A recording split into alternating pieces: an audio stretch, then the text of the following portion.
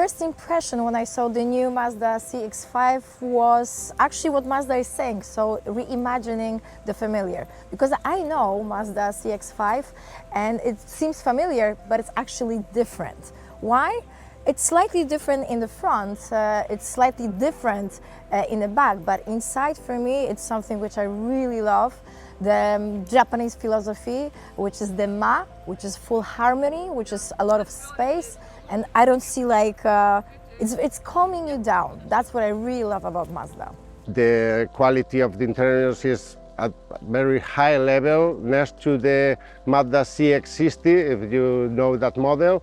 And the trunk is bigger too, and that's very good for my wife, for example. One thing that I was very worried of this new size of the car is that the model car could lose a bit of agility. Was one of the very good performance of the previous CX-5, but it hasn't lost it so much. It's a very well balanced car performance with the chassis and the suspension. I love it. I could drive it in several roads near to Barcelona, and it's a very good car. First of all, with comfort and with balance with steering wheel and suspension too. Yeah, so today I've been driving the new Mazda CX-5 in Barcelona. I have to say overall I've been really impressed with what it has to offer. Lots of interior space, plenty of standard equipment. Drives really nicely, really supple, smooth ride, and have to say as a small family SUV, it's going to sell really well for Mazda, I think, especially with the success of the old previous generations as well.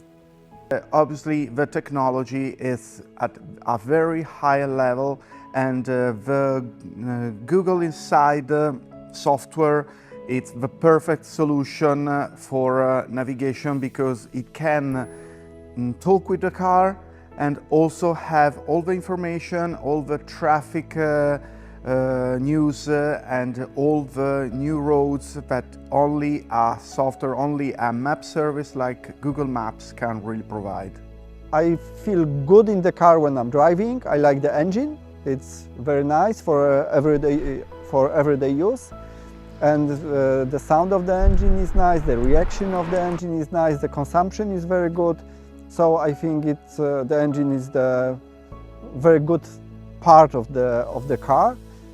Y la verdad es que a pesar de este pequeño trayecto ha sido cortito, pues el coche va muy bien. Es un coche súper silencioso y creo que Mazda ha hecho un trabajo excelente, sobre todo porque estamos hablando de un segmento que hay muchísima competencia y tanto por medidas como por capacidad de maletero creo que Mazda ha dado en el clavo. Además, esta versión microhíbrida con 141 caballos es suficientemente potente como para hacer un uso familiar durante toda la semana, incluso para salidas en vacaciones o de fin de semana. Creo que tiene un comportamiento muy noble, muy sano, y es un coche que es fácil de conducir para todo pubblico. L'auto è cresciuta e c'è davvero tanto spazio, ci sono delle piccole chicche che secondo me funzionano, come può sembrare di poca importanza, però aver ampliato l'apertura della porta, io ho una bambina piccola, è molto comodo per caricare bambini e oggetti, e questo sicuramente aiuta soprattutto nella vita di tutti i giorni. Poi c'è questo motore che mi è piaciuto anche perché per una volta durante questo test drive i consumi dichiarati sono stati di circa 7 litri ogni 100 km, invece nella mia prima prova ho registrato consumi inferiori a quelli dichiarati dalla casa, e questo sicuramente è un grande valore aggiunto perché non capita molto spesso. E poi ci sono gli interni. Io personalmente non sono un amante dei grandi schermi e di questa massiccia digitalizzazione dell'abitacolo, però in questo caso ho trovato un sistema operativo innanzitutto molto veloce e poi anche facile e intuitivo nel cercare e nel trovare i vari menu, le varie funzioni che si desiderano. Ecco, questa cosa è un altro aspetto che secondo me è importante nelle auto moderne, perché se una persona poco tecnologica come sottoscritto riesce a utilizzare questo sistema, vuol dire che funziona e vuol dire che è anche molto semplice. In generale la trovo una vettura che sa davvero il fatto suo, perché è